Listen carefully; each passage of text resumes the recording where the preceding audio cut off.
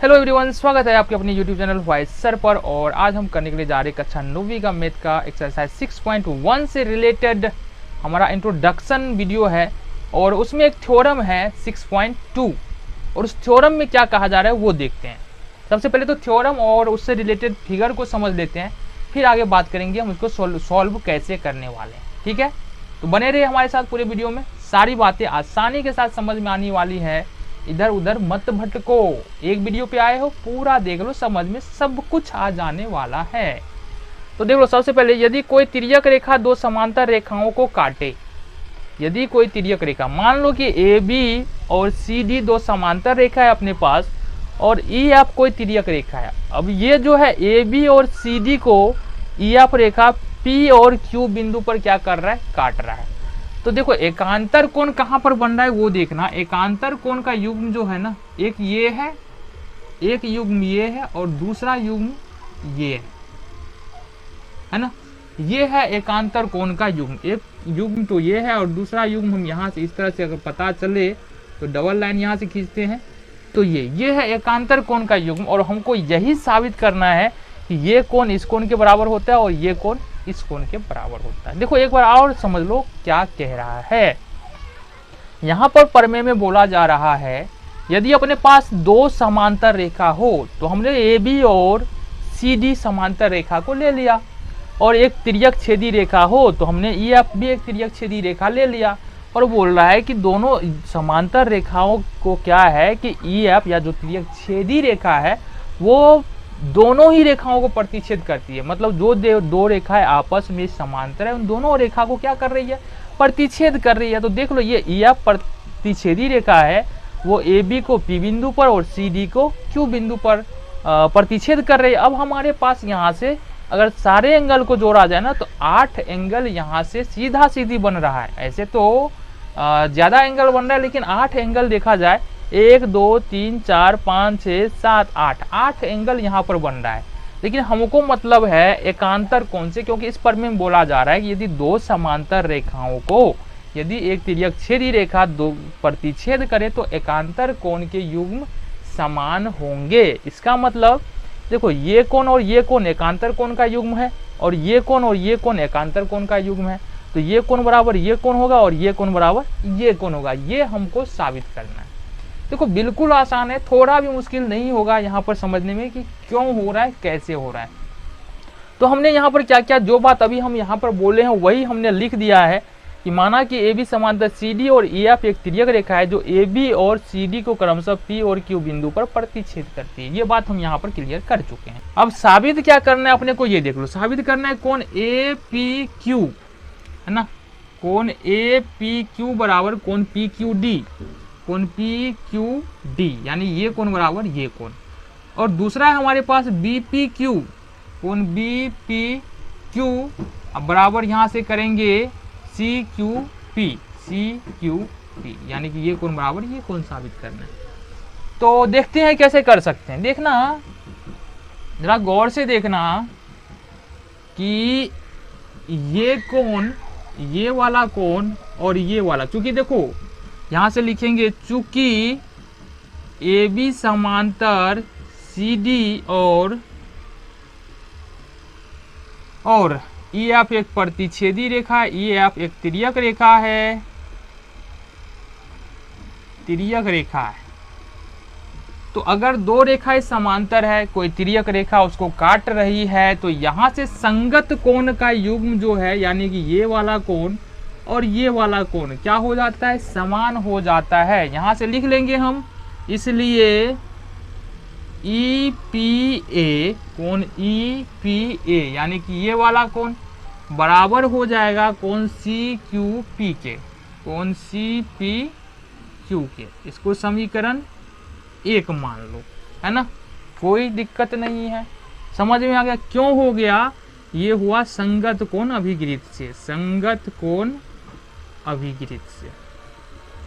देखो ये कोण और ये कोण संगत कोण युग्म होते हैं, और संगत कोण युग्म अभिगृहित हमको बताता है कि ये कोण अगर दो रेखा समांतर है और कोई एक तीसरी रेखा उस दोनों समांतर रेखाओं को प्रतिच्छेद कर रही है, तो ये कोण और ये कोण क्या होगा, बराबर होगा, और इसको संगत कोण बोला जाता है। और जो बता रहा है ना इस घटना को, संगत कोण अभिगिरित उसको बोलते हैं। ठीक है, तो यहां से देखो अब हमारे पास क्या है कि साबित क्या करना है, ये कोण बराबर ये कोण और ये कोण बराबर ये कोण। अभी चल रहे हैं हम ये कोण बराबर ये कोण, ये हमको पता हो चुका है कि ये वाला कोण जो होगा कोण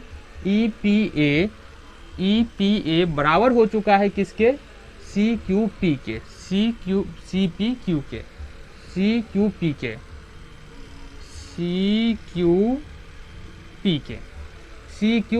के क्या हो चुका है, बराबर हो चुका है। ये समीकरण 1 हमने माना है।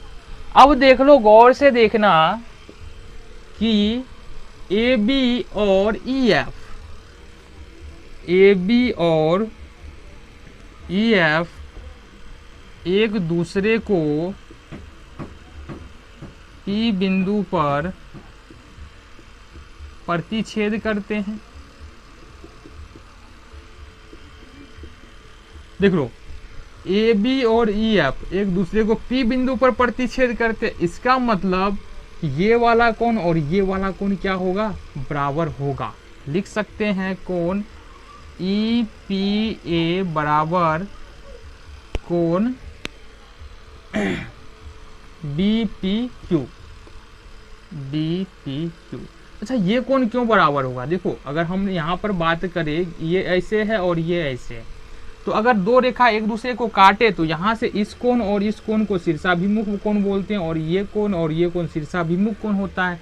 मतलब कोण 1 और 2 ले लो, कोण 3 और 4 ले लो, तो कोण 1 बराबर 2 हो जाता है, कोण 3 बराबर कोण 4 हो जाता है, और इस कोण को हम बोलते हैं शीर्षाभिमुख कोण। और ये तुम साबित कर चुके हैं इससे पहले वाले थ्योरम में कि शीर्षाभिमुख कोण क्या होता है, समान होता है, इसलिए शीर्षाभिमुख कोण से ये कोण और ये कोण बराबर हो जाएगा। क्या लिखेंगे, शीर्षाभिमुख कोण।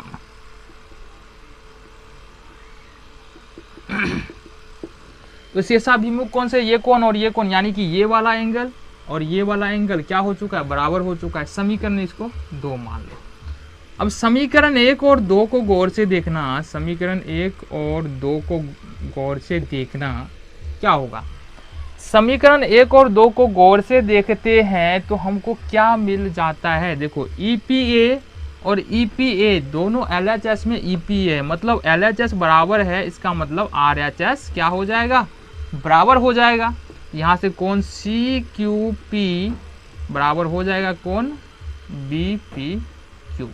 CPQ देखना जरा, CQP और ये BPQ।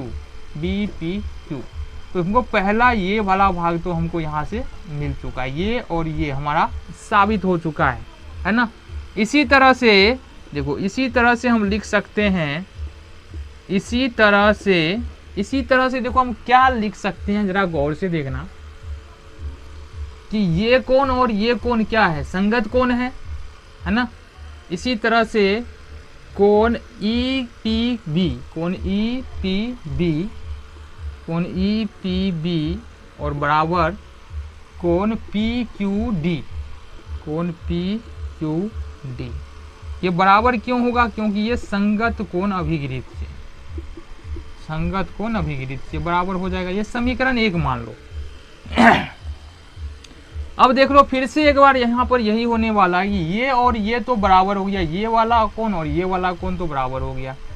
अब देख लो AB रेखा फिर से EF को क्या कर रहा है, AB और EF एक दूसरे को P बिंदु पर काट रहा है। AB और EF एक दूसरे को P बिंदु पर काटता है, तो इसलिए यहां से हम क्या लिख सकते हैं, कोण EPB बराबर कोण APQ है ना, यानी ये वाला कोण इस वाले कोण के बराबर हो जाएगा, और इसको मान लेंगे समीकरण 2।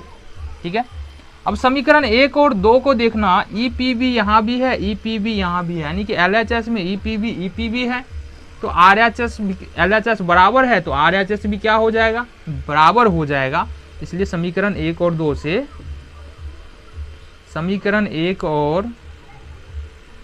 से कोण PQD बराबर कोण APQ। देखो कोण PQD P Q D A P Q, यानी कि ये कोण इस कोण के बराबर क्या हो चुका है, साबित हो चुका है। तो यही हमारा ये थ्योरम था जिसको हमने आसानी के साथ कर लिया है साबित।